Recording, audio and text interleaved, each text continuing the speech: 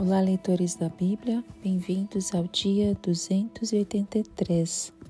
Eu sou a Tati Camargo, do Mulheres com Fé, e juntos estamos lendo a Bíblia por completo, com apenas 15 minutos por dia e mais alguns minutos adicionais com mini estudo bíblico. Hoje eu vou ler para vocês Mateus, dos capítulos 5 ao 7. Mas antes, vamos fazer a nossa oração. Senhor Deus, amado Pai, Criador dos céus e da terra, nosso Senhor, nosso Salvador, aquele que tem poder para todas as coisas e sobre todas as coisas. Nós te louvamos, te exaltamos, Pai, te bendizemos, Pai querido, por tudo que o Senhor é em nossas vidas, por tudo que o Senhor tem feito. Muito obrigada pela sua bondade, pela sua fidelidade. Obrigada por esse momento que temos de lermos a Tua Palavra, estreitar um relacionamento mais profundo contigo. E peço, Pai, que o Teu Espírito Santo traga para todos que estão ouvindo este áudio entendimento, compreensão e que a Tua vontade seja revelada através do Teu Espírito Santo para as nossas vidas. Que possamos Te amar ainda mais depois da leitura que fizermos hoje. Que possamos amar as pessoas que o Senhor colocar em nossos caminhos. Usa as nossas vidas, Senhor Deus, para a Tua honra e Tua glória. Em nome de Jesus. Amém. Mateus 5. As bem-aventuranças. Vendo as multidões, Jesus subiu ao monte e se assentou. Seus discípulos aproximaram-se dele e ele começou a ensiná-los, dizendo: Bem-aventurados os pobres em espírito, pois dele é o reino dos céus. Bem-aventurados os que choram, pois serão consolados. Bem-aventurados humildes, pois eles receberão a terra por herança. Bem-aventurados os que têm fome e sede de justiça, pois serão satisfeitos. Bem-aventurados os misericordiosos, pois obterão misericórdia. Bem-aventurados os puros de coração, pois verão a Deus. Bem-aventurados os pacificadores, pois serão chamados filhos de Deus. Bem-aventurados os perseguidos por causa da justiça, pois deles é o reino dos céus. Bem-aventurados serão vocês quando por minha causa os insultarem, os perseguirem e levantarem todo tipo de calúnia contra vocês. Alegrem-se e regozijem-se, porque grande é a sua recompensa nos céus, pois da mesma forma perseguiram os profetas que viveram antes de vocês. O sal da terra e a luz do mundo. Vocês são o sal da terra, mas se o sal perder o sabor, como restaurá-lo? Não servirá para nada, exceto para ser jogado fora e pisado pelos homens. Vocês são a luz do mundo. Não se pode esconder uma cidade construída sobre um monte, e também ninguém acende uma candeia e a coloca debaixo de uma vasilha. Ao contrário, coloca num lugar apropriado e assim ilumina a todos que estão na casa. Assim brilhe a luz de vocês diante dos homens, para que vejam as suas boas obras e glorifiquem ao Pai de vocês que está nos céus. Jesus cumpre a lei. Não pense que vim abolir a lei ou os profetas. Não vim abolir, mas cumprir. Digo-lhes a verdade. Enquanto existirem céus e terra, de forma alguma desaparecerá da lei a menor letra ou menor traço, até que tudo se cumpra. Todo aquele que desobedecer a um desses mandamentos, ainda que dos menores, e ensinar os outros a fazerem o mesmo, será chamado menor no reino dos céus. Mas todo aquele que praticar e ensinar esses mandamentos será chamado grande no reino dos céus. Pois eu lhes digo que se a justiça de vocês não for muito superior à dos fariseus e mestres da lei, de modo nenhum entrarão no reino dos céus. O homicídio. Vocês ouviram que foi dito aos seus antepassados: não matarás, e quem matar estará sujeito a julgamento. Mas eu lhes digo que qualquer que se irá contra o seu irmão estará sujeito a julgamento. Também qualquer que disser ao seu irmão racá será levado ao tribunal. E qualquer que disser louco corre o risco de ir para o fogo do inferno. Portanto, se você estiver apresentando sua oferta diante do altar e ali se lembrar de que seu irmão tem algo contra você, deixe a sua oferta ali diante do altar e vá primeiro reconciliar-se com seu irmão. Depois volte e apresente a sua oferta. Entre em acordo depressa com seu adversário que pretende levá-lo ao tribunal. Faça isso enquanto ainda estiver com ele a caminho, pois, caso contrário, ele poderá entregá-lo ao juiz e o juiz ao guarda, e você poderá ser jogado na prisão. Eu lhe garanto que você não sairá de lá enquanto não pagar o último centavo. O adultério. Vocês ouviram o que foi dito: não adulterarás, mas eu lhes digo: qualquer que olhar para uma mulher para desejá-la, já cometeu adultério com ela no seu coração. Se o seu olho direito fizer pecar, arranque-o e lance-o fora. É melhor perder uma parte do seu corpo do que ser todo ele lançado no inferno. E se a sua mão direita o fizer pecar, corte-a e lance-a fora. É melhor perder uma parte do seu corpo do que ir todo ele para o inferno. O divórcio. Foi dito: aquele que se divorciar de sua mulher deverá dar-lhe certidão de divórcio. Mas eu lhes digo que todo aquele que se divorciar da sua mulher, exceto por imoralidade sexual, faz que ela se torne adúltera, e quem se casar com a mulher divorciada estará cometendo adultério. Os juramentos. Vocês também ouviram o que foi dito aos seus antepassados: não jure falsamente, mas cumpra os juramentos que você fez diante do Senhor. Mas eu lhes digo: não jurem de forma alguma, nem pelos céus, porque é o trono de Deus, nem pela terra, porque é o estrado de seus pés, nem por Jerusalém, porque é a cidade do grande rei. E não jure pela sua cabeça, pois você não pode tornar branco ou preto nem um fio de cabelo.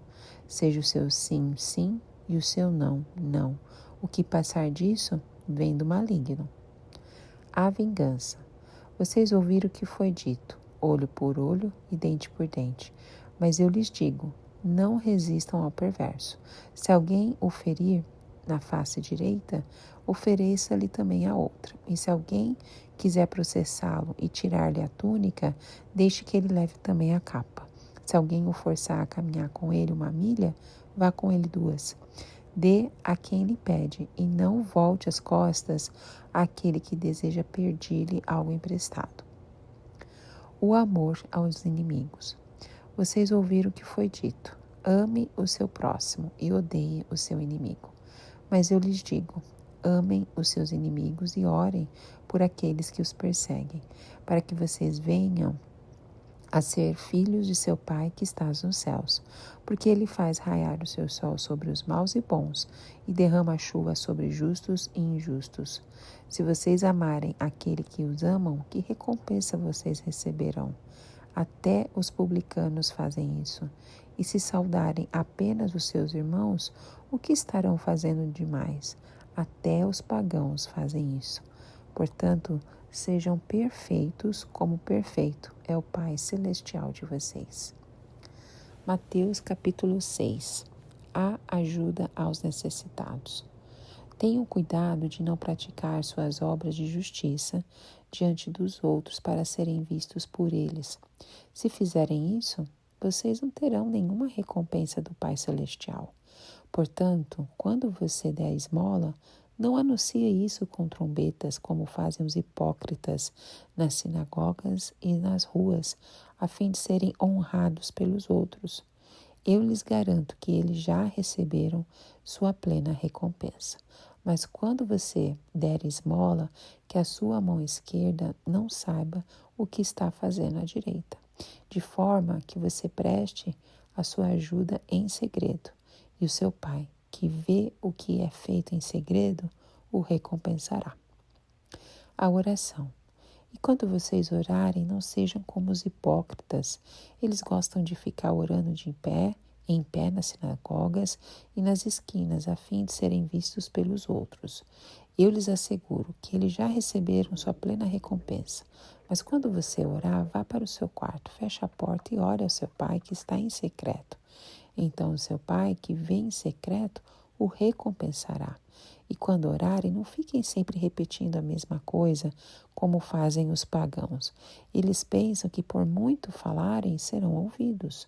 Não sejam iguais a eles, porque o seu Pai sabe do que vocês precisam, antes mesmo de o pedirem. Vocês orem assim: Pai nosso que estás nos céus, santificado seja o teu nome. Venha o teu reino, seja feita a tua vontade, assim na terra como no céu. Dá-nos hoje o nosso pão de cada dia. Perdoa as nossas dívidas, assim como perdoamos aos nossos devedores. E não nos deixes cair em tentação, mas livra-nos do mal, porque teu é o reino, o poder e a glória para sempre. Amém. Pois se perdoarem as ofensas uns dos outros, o Pai Celestial também lhes perdoará. Mas se não perdoarem uns aos outros, o Pai Celestial não lhes perdoará as ofensas. O jejum. Quando jejuarem, não mostrem uma aparência triste como os hipócritas, pois eles mudam a aparência do rosto a fim de que os outros vejam que eles estão jejuando. Eu lhes digo verdadeiramente que eles já receberam sua plena recompensa. Ao jejuar, arrume o cabelo e lave o rosto, para que não pareça aos outros que você está jejuando, mas apenas ao seu Pai, para que vê você em secreto. E seu Pai, que vê em secreto, o recompensará. Os tesouros no céu. Não acumulem para vocês tesouros na terra, onde a traça e a ferrugem destroem, e onde os ladrões arrombam e furtam. Mas acumulem para vocês tesouros nos céus, onde a traça e a ferrugem não destrói, e onde os ladrões não arrombam nem furtam. Pois onde estiver o seu tesouro, aí também estará o seu coração. Os olhos são a candeia do corpo. Se os seus olhos forem bons, todo o seu corpo será cheio de luz. Mas se seus olhos forem maus, todo o seu corpo será cheio de trevas. Portanto, se a luz que está dentro de você são trevas, que tremendas trevas são. Ninguém pode servir a dois senhores, pois odiará um e amará o outro, ou se dedicará a um e desprezará o outro. Vocês não podem servir a Deus e ao dinheiro. As preocupações da vida. Portanto, eu lhes digo, não se preocupem com a sua própria vida, quanto ao que comer ou beber, nem com o seu próprio corpo, quanto ao que vestir. Não é a vida mais importante que a comida e o corpo mais importante que a roupa? Observem as aves do céu, não semeiam, nem colhem, nem armazenam em celeiros. Contudo, o Pai Celestial as alimenta. Não tem vocês muito mais valor do que elas? Quem de vocês, por mais que se preocupe, pode acrescentar uma hora que seja a sua vida? Por que vocês se preocupam com roupas? Vejam como crescem os lírios do campo. Eles não trabalham nem tecem. Contudo, eu lhes digo que nem Salomão, em todo o seu esplendor, vestiu-se como um deles. Se Deus veste assim a erva do campo, que hoje existe e amanhã é lançada ao fogo, não vestirá muito mais a vocês, homens de pequena fé? Portanto, não se preocupem dizendo: o que vamos comer, o que vamos beber, o que vamos vestir? Pois os pagãos é que correm atrás dessas coisas, mas o Pai Celestial sabe que vocês precisam delas. Busquem, pois, em primeiro lugar o reino de Deus e a sua justiça, e todas essas coisas lhes serão acrescentadas. Portanto, não se preocupem com o amanhã, pois o amanhã trará suas próprias preocupações. Basta a cada dia o seu próprio mal. Mateus capítulo 7. O julgamento ao próximo. Não julguem para que vocês não sejam julgados, pois da mesma forma que julgarem, vocês serão julgados, e a medida que usarem também será usada para medir vocês. Por que você repara no cisco que está no olho do seu irmão e não se dá conta da viga que está no seu próprio olho? Como você pode dizer ao seu irmão: deixe-me tirar o cisco do seu olho, quando há uma viga no seu? Hipócrita, tire primeiro a viga do seu olho, e então você verá claramente para tirar o cisco do olho do seu irmão. Não deem o que é sagrado aos cães, nem atirem as pérolas aos porcos. Caso contrário, estes as pisarão e aqueles, voltando-se contra vocês, os despedaçarão. A persistência na oração. Peçam e lhes será dado. Busquem e encontrarão. Batam e a porta lhes será aberta. Pois todo aquele que pede, recebe. O que busca, encontra. E aquele que bate, a porta será aberta. Qual de vocês, se o seu filho pedir pão, lhe dará uma pedra? Ou se pedir peixe, lhe dará uma cobra? Se vocês, apesar de serem maus, sabem dar boas coisas aos seus filhos, quanto mais o Pai de vocês, que está nos céus, dará coisas boas aos que lhe pedirem. Assim, em tudo façam aos outros o que vocês querem que eles lhes façam, pois esta é a lei e os profetas. A porta é estreita e a porta larga. Entrem pela porta estreita, pois a porta é larga e amplo o caminho que leva à perdição, e são muitos os que entram por ela. Como é estreita a porta e apertado o caminho que leva à vida, são poucos os que a encontram. A árvore e o seu fruto. Cuidado com falsos profetas. Eles vêm a vocês vestidos de peles de ovelhas, mas por dentro são lobos devoradores. Vocês os reconhecerão por seus frutos. Pode alguém colher uvas de um espinheiro ou figos de ervas daninhas? Semelhantemente, toda árvore boa dá bons frutos, mas a árvore ruim dá frutos ruins. A árvore boa não pode dar frutos ruins, nem a árvore ruim pode dar frutos bons. Toda árvore que não produz bons frutos é cortada e lançada ao fogo. Assim, pelos seus frutos, vocês os reconhecerão. Nem todo aquele que me diz, Senhor, Senhor, entrará no reino dos céus, mas apenas aquele que faz a vontade do meu Pai que estás nos céus. Muitos me dirão naquele dia, Senhor, Senhor, não profetizamos em Teu nome não expulsamos demônios e não realizamos muitos milagres? Então eu lhes direi claramente, nunca os conheci. Afastem-se de mim, vocês que praticam o mal. O prudente e o insensato. Portanto, quem ouve essas minhas palavras e as pratica, é como um homem prudente que construiu a sua casa sobre a rocha. Caiu a chuva, transbordaram os rios, sopraram os ventos e deram contra aquela casa, e ela não caiu, porque tinha seus alicerces na rocha. Mas quem ouve essas minhas palavras e não as pratica, é como um insensato que construiu a sua casa sobre a areia. Caiu a chuva, transbordaram os rios, sopraram os ventos e deram contra aquela casa, e ela caiu, e foi grande a sua queda. Quando Jesus acabou de dizer essas coisas, as multidões estavam maravilhadas com seu ensino, porque ele as ensinava como quem tem autoridade e não como os mestres da lei. Amém. O capítulo 5 de Mateus é o início do famoso Sermão do Monte, onde Jesus revela a verdadeira ética do reino de Deus. Esse discurso ocupa os capítulos 5, 6 e 7 e é considerado o coração do ensino de Cristo sobre o que significa ser seu discípulo.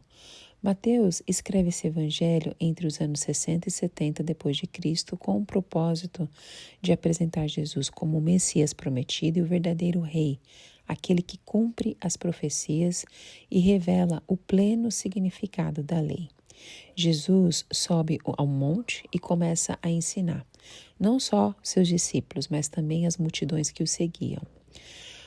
Assim como Moisés recebeu a lei para o povo de Israel, agora Jesus, o novo e maior Moisés, apresenta a verdadeira interpretação e o cumprimento da lei. Esse discurso confronta diretamente o legalismo dos fariseus e as interpretações distorcidas que haviam tomado conta da religião judaica. O reino que Jesus anuncia começa no coração, com transformação interior e não em mudanças externas ou políticas, como muitos esperavam. Bom, o que são as bem-aventuranças? Jesus apresenta as bem-aventuranças, conhecidas também como beatitudes, que são declarações de bênção espiritual sobre aqueles que fazem parte do reino. A palavra bem-aventurados traduz o termo grego makarioi, que expressa a aprovação divina e a plenitude de vida concedidas por Deus, muito além do conceito superficial de felicidade. Este estilo literário de pronunciar bênçãos já aparece no Antigo Testamento. Um exemplo clássico está no livro de Salmos, que afirma: bem-aventurado o homem que não anda no conselho dos ímpios. Salmos 1, versículo 1. Jesus então descreve as qualidades que caracterizam os cidadãos do reino: humildade de espírito, quebrantamento, mansidão, fome e sede de justiça, misericórdia, pureza de coração, pacificação e perseverança sob perseguição. Essas qualidades não são distribuídas entre grupos diferentes de cristãos, mas devem ser vistas como um retrato completo de todos aqueles que foram transformados pela graça. As bem-aventuranças não são apenas uma lista de virtudes, mas a descrição do caráter que Deus produz em todo aquele que pertence ao reino dos céus.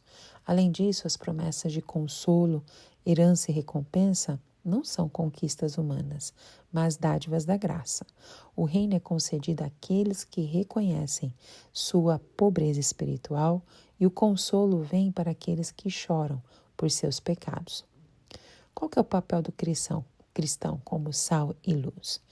Logo após as bem-aventuranças, Jesus ele afirma: vós sois o sal da terra e luz do mundo. O sal, na Palestina do primeiro século, tinha funções essenciais. Ele preservava os alimentos contra a deterioração e também realçava o sabor. O cristão deve ter esse mesmo papel no mundo: preservar o que é bom, combater a corrupção moral e espiritual e trazer sabor, ou seja, relevância e valor à vida neste mundo. A metáfora do sal também remete ao Antigo Testamento, onde o sal era usado em algumas ofertas, simbolizando a pureza e o pacto com Deus. Essa referência aparece, por exemplo, em Levítico 2, que ordenava: todas as suas ofertas de cereais temperarás com sal. Ser luz, por outro lado, é o chamado para viver de modo visível, refletindo o caráter e a verdade de Deus em meio às trevas espirituais deste mundo. Assim como a lua reflete a luz do sol, nós refletimos a luz de Cristo. Esse ensino está alinhado com o que o próprio Jesus afirma em João 8, quando ele declara: eu sou a luz do mundo, quem me segue nunca andará em trevas, mas terá a luz da vida. Quando Jesus diz que seus discípulos são a luz do mundo, ele não está exaltando o brilho próprio deles, mas o fato de que a luz de Cristo refletida neles deve ser visível para todos. Essa luz se manifesta por meio das boas obras, que devem ser vistas não para a glória pessoal, mas para que Deus seja glorificado. Por que Jesus veio abolir ou cumprir a lei? Jesus deixa claro seu propósito quando ele disse: não pense que eu vim abolir a lei ou os profetas. Não vim abolir, mas cumprir. Essa é uma das declarações mais importantes sobre a autoridade da Escritura. Jesus não anula a lei. Pelo contrário, ele cumpre, revela e vive perfeitamente o que Deus ordenou, mostrando o verdadeiro significado dos mandamentos. A lei e os profetas apontavam para o Messias e agora, em Cristo, todas as promessas e exigências da lei encontram sua realização. Isso inclui tanto o cumprimento das profecias quanto a perfeita obediência à lei moral. Nos versos seguintes, Jesus condena as interpretações distorcidas dos fariseus, que se apegavam às aparências e desprezavam o espírito da lei. A verdadeira justiça do reino não é apenas externa, mas interior, e precisa exceder a justiça dos escribas e fariseus. Esse padrão elevado de justiça não é algo que conquistamos por mérito próprio, mas resultado da transformação operada pelo Espírito Santo, conforme Deus prometeu em Ezequiel 36, dar-vos-ei um coração novo e porei dentro de vós um espírito novo. Jesus ele prossegue aprofundando o significado da lei, ao dizer sobre o homicídio: não matarás, e quem matar está sujeito a julgamento. Mas eu lhe digo que qualquer que se irá contra o seu irmão está sujeito ao julgamento. Aqui Cristo não está revogando o mandamento do Antigo Testamento, mas mostrando sua verdadeira profundidade. Jesus está corrigindo a interpretação superficial dos rabinos, que restringiam o mandamento apenas ao ato físico de tirar a vida. No entanto, o Senhor revela que o pecado começa muito antes no coração. A ira injusta, o desprezo, as ofensas e até mesmo as palavras duras contra o próximo são violações da lei. O mandamento não proíbe apenas o homicídio literal, mas tudo que ameaça a vida ou fere a dignidade do ser humano criado à imagem de Deus. Essa compreensão está alinhada com o ensino de Gênesis 1, que apresenta o ser humano como portador da imagem divina, o que confere valor e dignidade à vida. Além disso, Jesus destaca a importância da reconciliação. Antes de oferecer sacrifícios a Deus, devemos buscar a paz com o próximo. Esse ensino reforça o princípio de que Deus valoriza relacionamentos restaurados mais do que formalidades religiosas. Essa verdade aparece de forma bem semelhante em 1 João capítulo 4, quando o apóstolo afirma: se alguém afirmar eu amo a Deus, mas odiar seu irmão, é mentiroso. O que Jesus diz sobre o adultério e a pureza? Bom, Jesus, ele não minimiza o pecado, mas o amplia, indo além das aparências. O pecado do adultério começa no coração, no olhar e no desejo desordenado. Isso não significa que o olhar em si já seja o pecado, mas o olhar com a intenção impura, o cultivo do desejo lascivo. Cristo denuncia a raiz do pecado, mostrando que o verdadeiro padrão de pureza exige domínio dos pensamentos e desejos, não apenas do comportamento exterior. Essa visão está em harmonia com o que o apóstolo Paulo ensina em 1 Coríntios 6, quando afirma que o corpo do cristão é templo do Espírito Santo e por isso deve ser preservado da imoralidade. Por fim, Jesus usa uma linguagem forte e figurada ao dizer: se o teu olho direito te faz tropeçar, arranca-o e lança-o fora. Essa é uma típica da linguagem judaica, não um convite literal à automutilação, mas um chamado radical para eliminar qualquer fonte de pecado em nossa vida.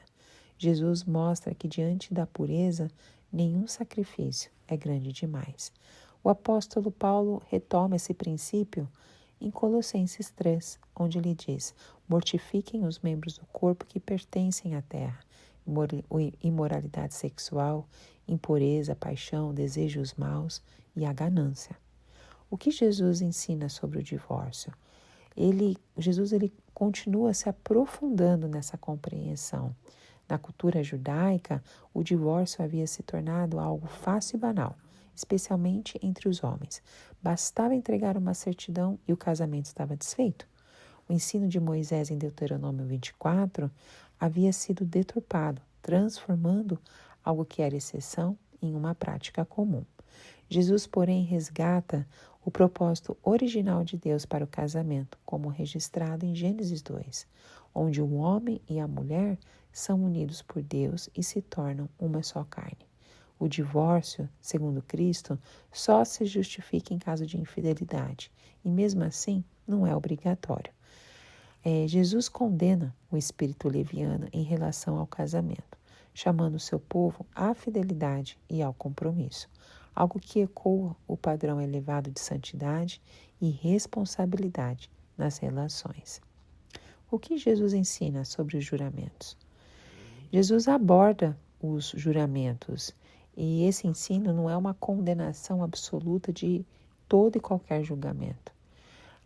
Jesus está criticando a prática comum de usar juramentos como recurso para sustentar a mentira ou enganar os outros. Os fariseus criaram distinções absurdas entre tipos de juramentos, como se alguns pudessem ser quebrados sem culpa. Cristo vai além da formalidade e atinge o coração da questão. O cristão deve ser conhecido por sua sinceridade e integridade. Um simples sim ou não deve bastar. Esse princípio está alinhado com o ensino de Tiago 5, onde o apóstolo diz: acima de tudo, meus irmãos, não jurem nem pelo céu, nem pela terra, nem por qualquer outra coisa. Seja o sim de vocês sim e o não, não, para que não caiam em condenação. Na prática, Jesus nos convida a uma vida de transparência e verdade, onde as nossas palavras sejam dignas de confiança e necessidade de reforços externos. Como que Jesus transforma o conceito da vingança?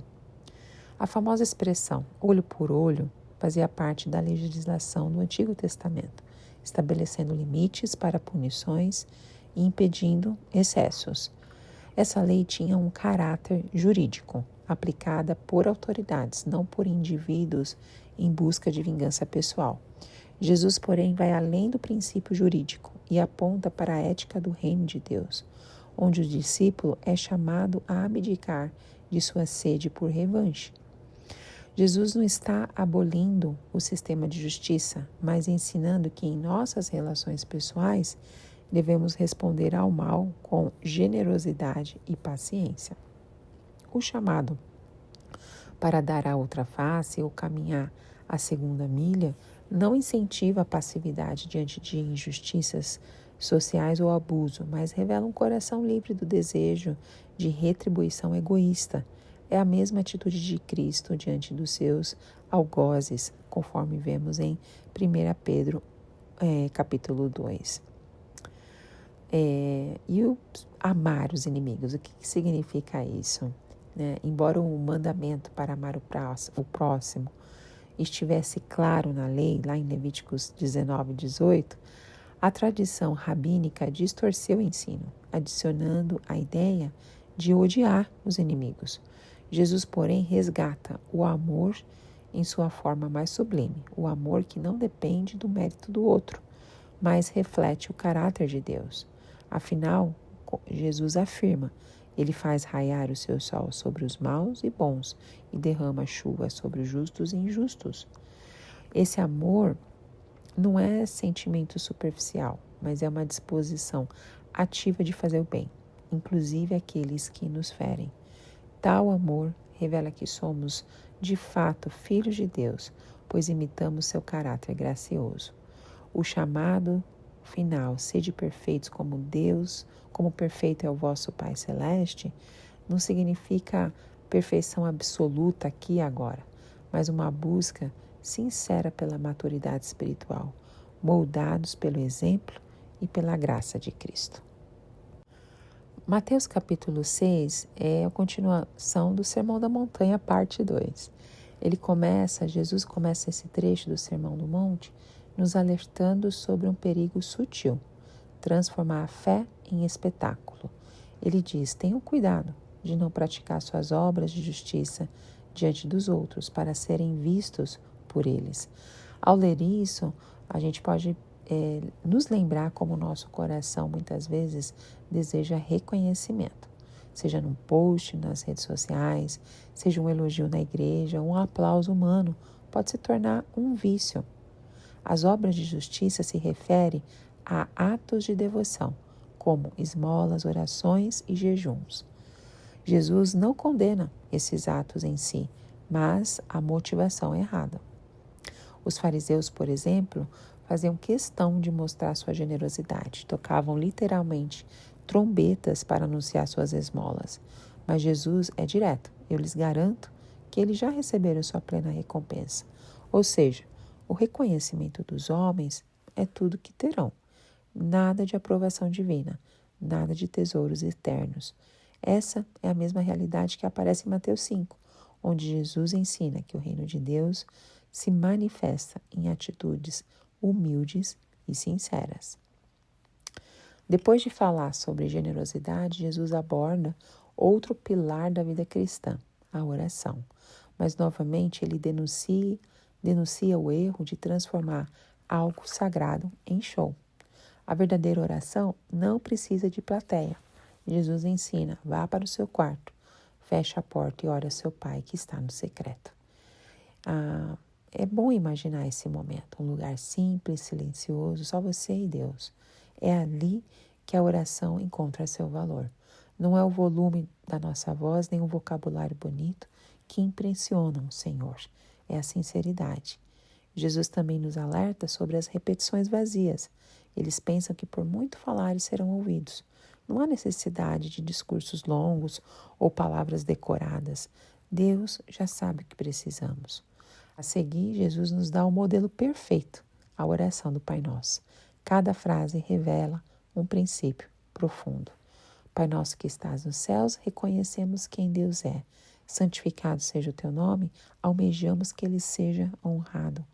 Venha o teu reino, desejamos a soberania de Deus aqui e agora. Dá-nos hoje o pão de cada dia, confiamos na sua provisão diária. Perdoa as nossas dívidas, reconhecemos a nossa necessidade de perdão. Não nos deixe cair em tentação, clamamos por livramento. Esse ensino se conecta diretamente com o que o apóstolo Paulo também destaca em Filipenses 4, onde aprendemos a apresentar nossos pedidos com gratidão, confiando na paz que excede todo entendimento. A oração do Pai Nosso não é apenas uma oração para ser recitada, mas um esboço de princípios que devem moldar a nossa vida de oração. Jesus conclui o ensino com um lembrete essencial, o perdão. Pois se perdoarem as ofensas uns dos outros, o Pai Celestial também lhes perdoará.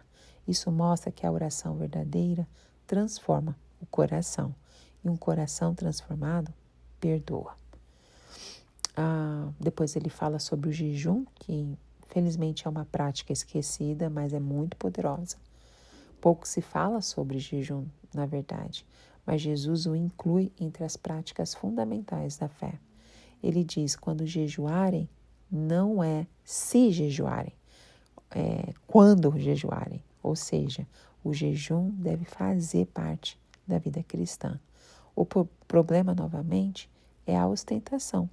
Os fariseus jejuavam e logo mudavam o rosto, faziam cara de sofridos. Era outro show religioso. E Jesus, é claro, eles já receberam sua plena recompensa. O jejum verdadeiro não busca chamar atenção. Jesus ensina, ponha óleo sobre a cabeça e lave o rosto. Ou seja, cuide da aparência. Ninguém precisa saber o que você está fazendo. Só o Pai que vê no secreto. O jejum bíblico é uma forma de dizer a Deus, minha fome espiritual é maior do que o meu desejo físico. Esse princípio ecoa o que aprendemos em Isaías 58, onde Deus mostra que o jejum verdadeiro não é apenas deixar de comer, mas buscar justiça, misericórdia e arrependimento. Jesus continua seu ensino e toca em algo que mexe com todos nós, o dinheiro. Ele diz, não acumulem para vocês tesouro na terra. Parece radical, mas faz todo sentido. Afinal, tudo que ajuntamos aqui está sujeito à traça, à ferrugem e aos ladrões. Basta olhar para o noticiário para ver como bens materiais podem sumir de uma hora para outra. E quando a gente lê isso, nos lembra Eclesiastes 5, onde Salomão diz que quem ama o dinheiro nunca se satisfaz. É um poço sem fundo. Jesus nos convida a olhar para cima. Acumulem para vocês tesouros no céu. O que fazemos aqui por amor a Deus e ao próximo tem valor eterno.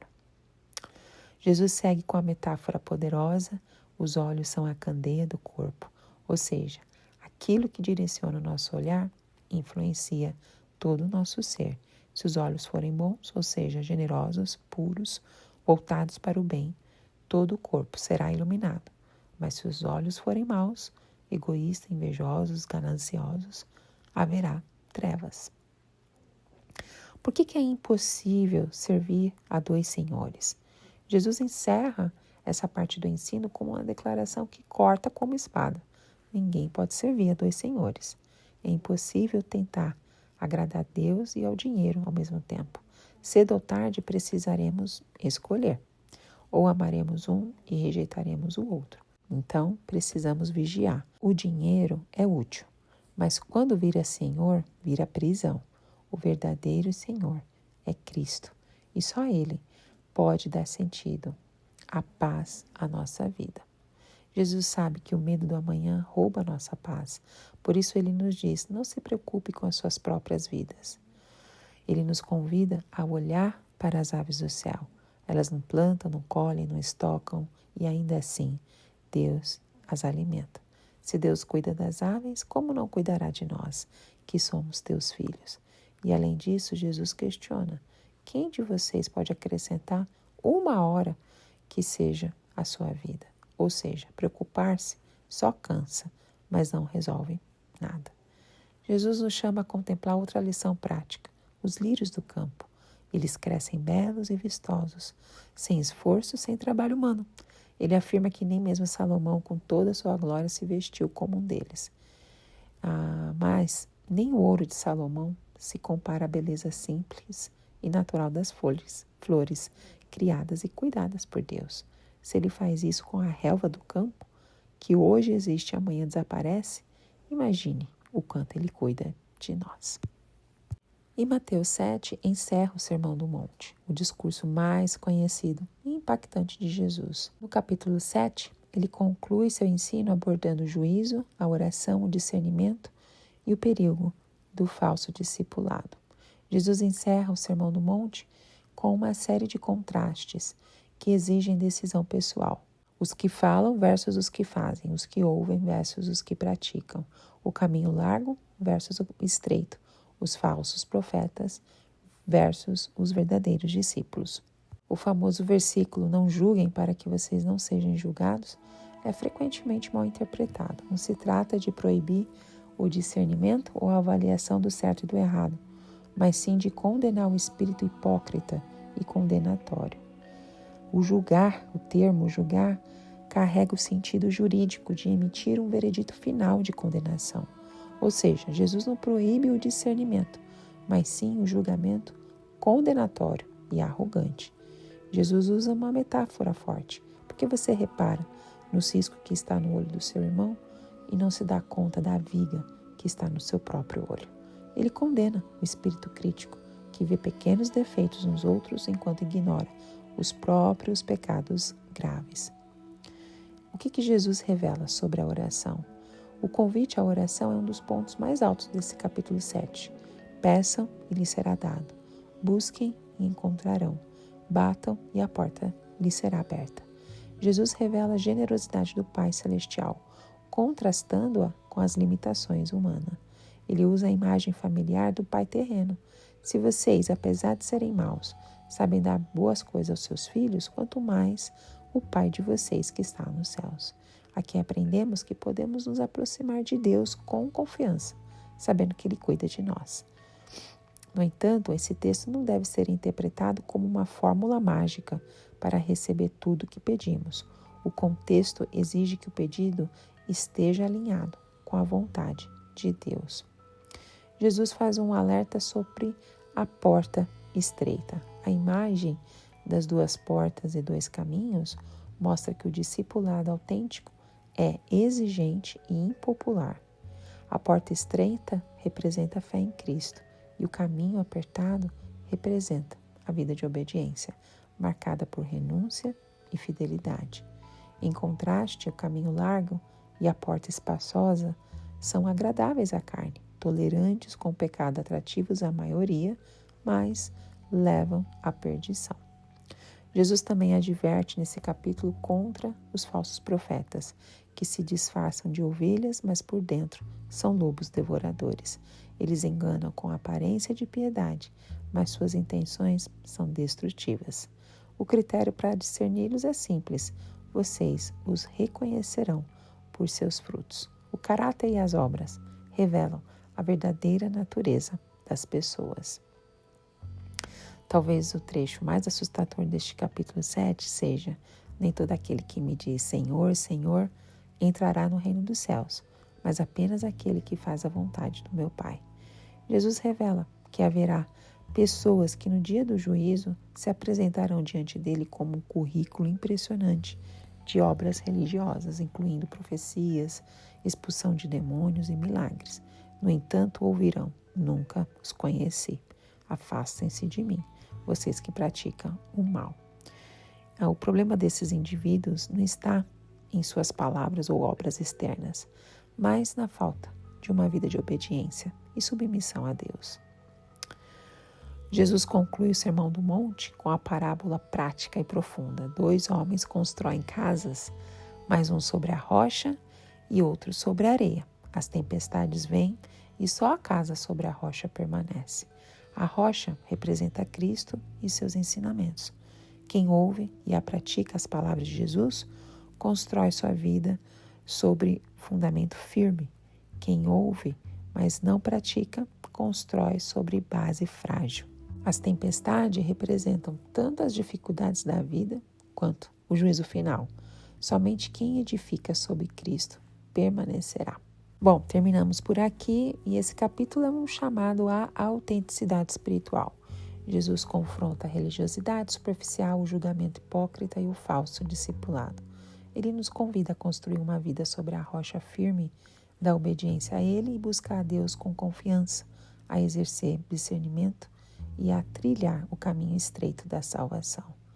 Ao ler esses capítulos, nós somos desafiados a examinar o nosso coração. Não basta chamar Jesus de Senhor, é preciso segui-lo de verdade. A verdadeira segurança está em conhecê-lo e ser conhecido por Ele. Que Deus te abençoe grandemente e até o próximo áudio. Tchau, tchau.